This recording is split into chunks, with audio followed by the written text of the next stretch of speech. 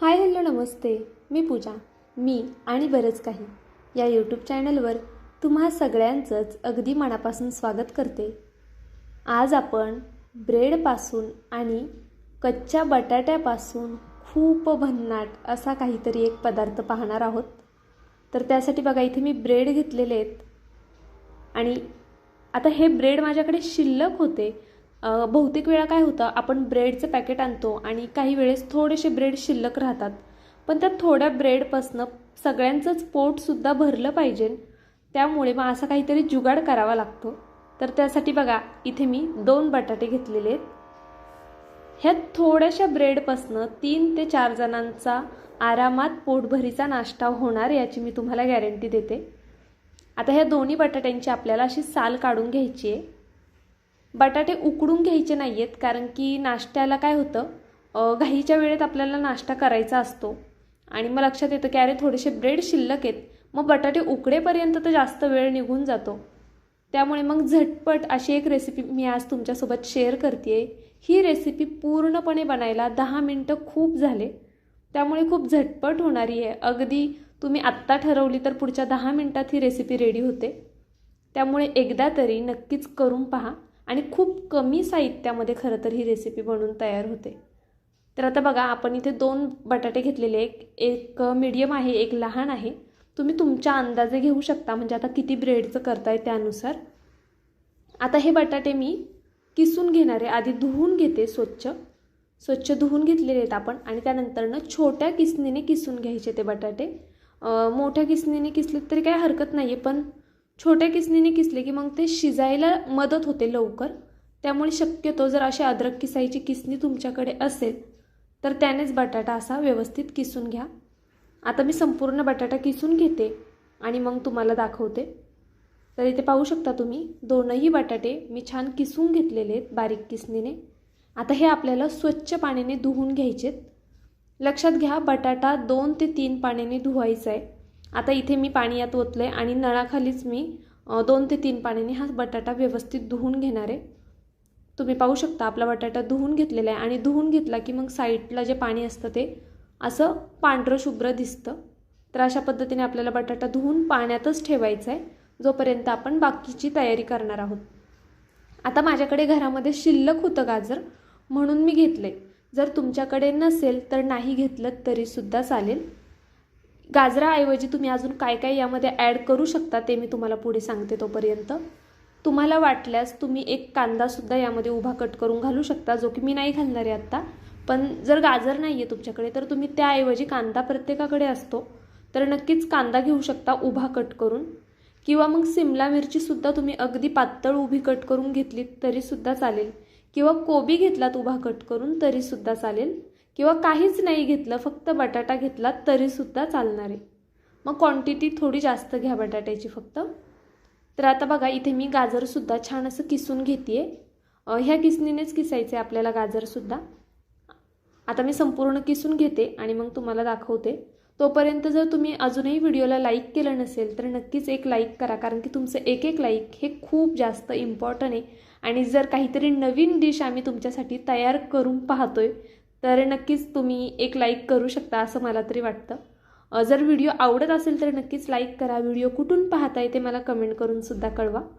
आता हे आपण साईडला ठेवून देऊया गाजर आणि ही बाकीची तयारी करून घेऊया. इथे मी 2 हिरव्या मिरच्या आणि एक छोटीशी लाल मिरची घेतलेली आहे.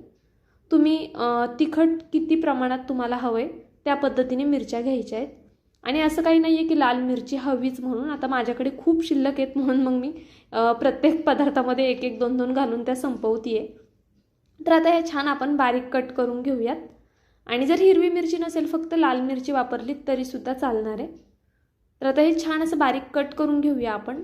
तुम्ही मिक्सरला फिरवून घेतलं तरीसुद्धा चालेल. जर लहान मुलं असतील तर मग नक्कीच मिक्सरला फिरवून घ्या, म्हणजे मग हे दाताखाली आलं की जरा तिखट लागू शकतं लहान मुलांना, त्यामुळे मिक्सरला फिरवलं तरी चालेल. आता बघा मिरची मी छान बारीक कट करून घेतली आहे. थोडीशी कोथिंबीरसुद्धा आपल्याला अशी छान बारीक कट करून घ्यायची आहे. लक्षात घ्या, अद्रक, मिरची आणि कोथिंबीर मी आधी स्वच्छ पाण्याने धुवून घेतलेली आहे. चॉपिंग बोर्ड जेवढा होल्ला आहे त्यावरनं तुम्हाला समजत असेल. ह्या सगळ्या गोष्टी आधी धुवून घेतलेल्या आहेत. फक्त लसूण धुवून नाही घेतला आहे, तो सोलून घेतला आहे. आता लसूण ठेचून घ्यायचा आहे आधी. इथे मी दाखवते तुम्हाला. मी ग्लासाने, पेल्याने, वाटीने, कशानेही लसूण ठेचते.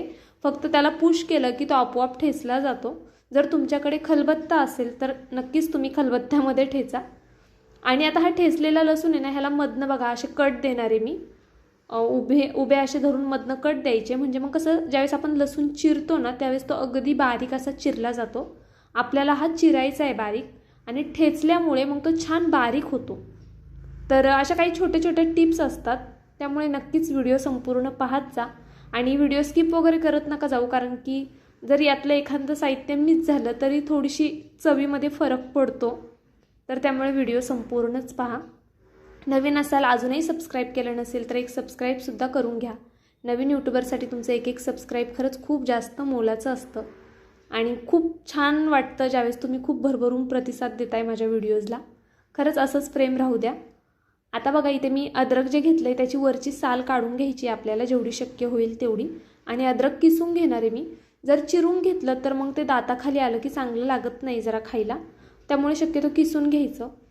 जर तुम्हाला असं नसेल करायचं तर तुम्ही लसूण, हिरवी मिरची आणि अद्रक मिक्सरला फिरवलं तरीसुद्धा चालेल. आता हे सगळं आपण साईडला घेऊया. आणि आपण जे गाजर आधी एका भांड्यात घेतलं होतं ना त्यामध्येच आपल्याला हा बटाटा घालायचा आहे. पण लक्षात घ्या, बटाट्यातलं शक्य होईल तेवढं पाणी आपल्याला काढून टाकायचं आहे. यामध्ये पाणी राहिलं नाही पाहिजे, नाहीतर मग रेसिपी पुढे फसू शकते. शक्य होईल तेवढं पाणी असं पिळून घ्यायचं आहे आपल्याला आणि काढून टाकायचं आहे. आता मी संपूर्ण हा बटाट्यातलं पाणी बघा काढून घेतलेलं आहे. आणि मस्त असा सुटसुटीत बटाटा आपल्याला मिळालेला आहे. तुम्ही इमॅजिनसुद्धा केली नसेल अशी डिश करतोय आपण, त्यामुळे नक्कीच व्हिडिओ संपूर्ण पहा. आता जे काही आपण चिरून घेतलेले 4 पदार्थ होते ते यामध्ये घालून घ्यायचेत. आणि त्यानंतरनं सुके मसाले ॲड करायचेत आपल्याला. तर इथे मी सगळ्यात आधी धना पावडर घेतली आहे 1 मोठा चमचा. त्यानंतरनं बेडगी मिरची पावडर घालणार आहे मी थोडीशी कलरसाठी फक्त. आपण मिरच्या घातलेल्या आहेत त्यामुळे लाल तिखट नाही घालत आहे मी. त्यानंतरनं हळद घेतलेली आहे. जर तुम्ही मिरची नाही घातलीत तर नक्कीच लाल तिखट वापरू शकता. इथे थोडीशी जिरा पावडर घातली आहे. त्यानंतरनं थोडी काळी मिरी पावडर वापरली आहे मी. जर तुमच्याकडे नसेल तर मग फक्त जिरं घाला आणि मिरी पावडर नाही घातलीत तरी चालेल. जर असेल तर आवर्जून घाला. त्यानंतरनं चवीनुसार मीठ घालायचं आहे आपल्याला. आणि हे संपूर्ण एकजीव करून घ्यायचे. आता तुम्ही विचार करत असाल की नक्की काय पकोडे करतोय की अजून काही वेगळं, नक्की काय करणार आहे. खरंच तुम्ही जर तुम्हाला कळलं असेल आपण काय करतोय तर मला कमेंट करून नक्कीच कळवा की आमच्या आधीच लक्षात आलेलं की असं काहीतरी असेल. चला पुढचे जिन्नस घालून घेऊया. तर इथे बघा बेसनपीठ घेतलेली आहे मी. 1च वाटी घेतली आहे, छोटी वाटी आहे तेवढी 1 वाटी बेसनपीठ घेतलं आहे. आणि त्यानंतरनं कॉर्नफ्लॉवर अर्धी वाटी घेतलेली आहे. आणि ही डिश पूर्णपणे माझी आहे. मी नवीन ह्या डिशचा शोध लावलेला आहे, त्यामुळे ही डिश तुम्हाला कुठेच पाहायला मिळणार नाही. आता आपल्याला थोडासा ओवा घ्यायचा आहे. तो मी आधीच हातावर कुस्करून वाटीमध्ये ठेवला होता. तुम्ही हातावरती असा चोळूनच घाला. त्यानंतरनं आता हे सगळं एकजीव करून घेऊया. चमच्याने काही एकजीव होणार नाही, त्यामुळे मग हातानेच मी असं छान मिक्स करून घेते आहे. लक्षात घ्या, खूप जास्त असं सैलसर नको आहे आपल्याला हे बॅटर. खूप असं ओलं नको आहे. आणि ह्यामध्ये अजिबातच पाणी घालायचं नाही, कारण की यामध्ये भरपूर प्रमाणात पाणी असतं आधीच. त्यामुळे आता हे सगळं मी असंच एकजीव करून घेते आहे.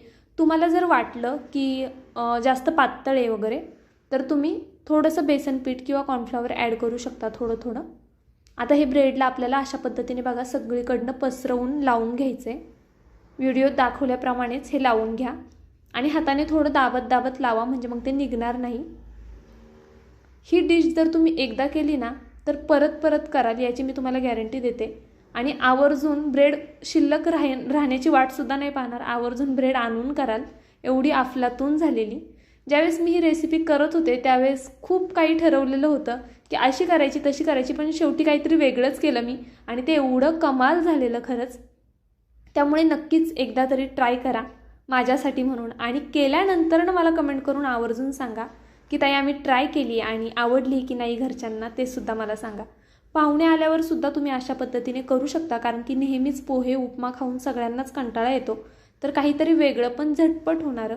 ह्याला फक्त किसायला काय तो वेळ लागलेला आहे आपल्याला भाज्या, नाहीतर मग अजिबात तसा वेळ लागत नाही. हे पटपट लावून वगैरे होतं आणि पुढची प्रोसेससुद्धा खूप क्विक आणि फास्ट होणारी आहे. बटाटा किसून घेतल्यामुळे शिजायला तसा वेळ लागत नाही, नाहीतर तुम्ही म्हणाल मग कच्चं नाही का राहणार, तर पुढे सांगते मी किती वेळ कसं लागणार काय वगैरे ते. तुम्ही इथपर्यंत व्हिडिओ पाहिलाच आहे आणि अजूनही लाईक केलं नसेल तर प्लीज एक लाईक नक्की करा, कारण की अशा नवनवीन रेसिपी शोधण्यासाठी खूप डोकं लावावं लागतं, त्यामुळे नक्कीच त्या मेहनतीसाठी म्हणून तरी एक लाईक करा. आता बघा हे दोन्ही साईडनी मी छान असं दाबून दाबून लावून घेतले. आता आपल्याला पॅनला थोडंसं तेल लावून घ्यायचं आहे, अगदी खूप कमी तेल लावायचे आणि मग परत परत तेल लावायची गरज नाही आहे, कारण की हे अजिबातच चिटकत नाही, तुम्हाला पुढे समजेलच. जर तवा असेल तुमचा साधा आपण चपात्या करायचा जो तवा असतो तो असेल तर त्याला कदाचित खाली थोडंफार चिटकू शकतं, तर मग थोडंसं जास्त तेल लावा. किंवा मग असा पॅन असेल तर काही हरकतच नाही, मग अजिबातच चिटकणार नाही आहे. एका वेळी जेवढे बसतील पॅनमध्ये तेवढे ब्रेड ठेवायचेत आपल्याला. आता माझे हे टोटल 4 ब्रेड ह्याच्यामध्ये झाले होते बनवून एवढ्या बॅटरमध्ये. तुम्हाला एक अंदाज यावा म्हणून मी सांगते आहे, तर त्यानुसार तुम्ही बटाटे किंवा गाजर किंवा इतर ज्या भाज्या वापरणार आहात त्याची क्वांटिटी ठरवू शकता.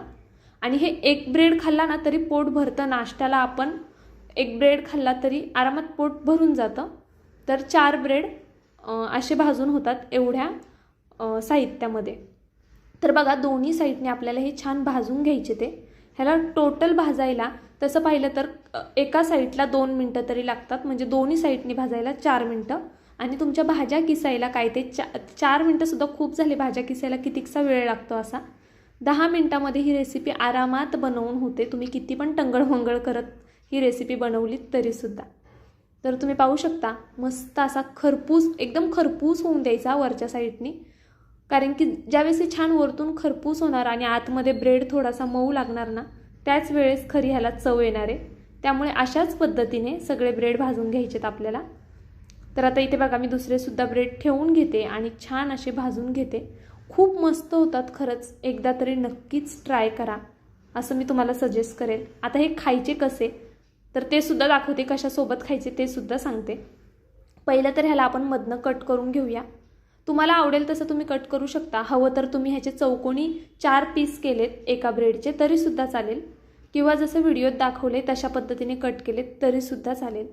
ते दिसायला किती सुंदर दिसते बघा. आत्ता मला 100% गॅरंटी आहे ज्यांनी इथपर्यंत व्हिडिओ पाहिला आहे ते नक्कीच ही रेसिपी एकदा तरी ट्राय करणार आणि हे आत्ता पाहून त्यांच्या तोंडाला पाणी सुटलं असणार आहे, याची 100% गॅरंटी देते मी तुम्हाला. कारण की खरंच खायला ही डिश खूप कमाल लागते, एकदा तरी नक्कीच तुम्ही केलीच पाहिजे. कारण की काय होतं ना, बऱ्याचशा डिश अशा असतात की ज्या बघून ठरवू नाही शकत की त्या चवीला कशा असतील. ज्यावेळेस आपण प्रत्यक्ष करतो त्यावेळेसच समजतं की ती खरी कशी आहे. तर आता बघा मी हे मेयोनीजसोबत आणि केचपसोबत खाणार आहे. तुम्ही पुदिन्याची चटणी असेल तर खूपच उत्तम, आणि चहा वगैरे सोबत चहाचा एखादा कप असेल तर नक्कीच ट्राय करू शकता. बरं चला, व्हिडिओ इथपर्यंत पाहिलाच आहे तर व्हिडिओला एक लाईक करा आणि जाता जाता नवीन असाल तर सबस्क्राईबसुद्धा करा. उद्या असाच एक छानसा व्हिडिओ घेऊन मी पुन्हा हजर राहीन. तोपर्यंत bye. Thank you so much for watching.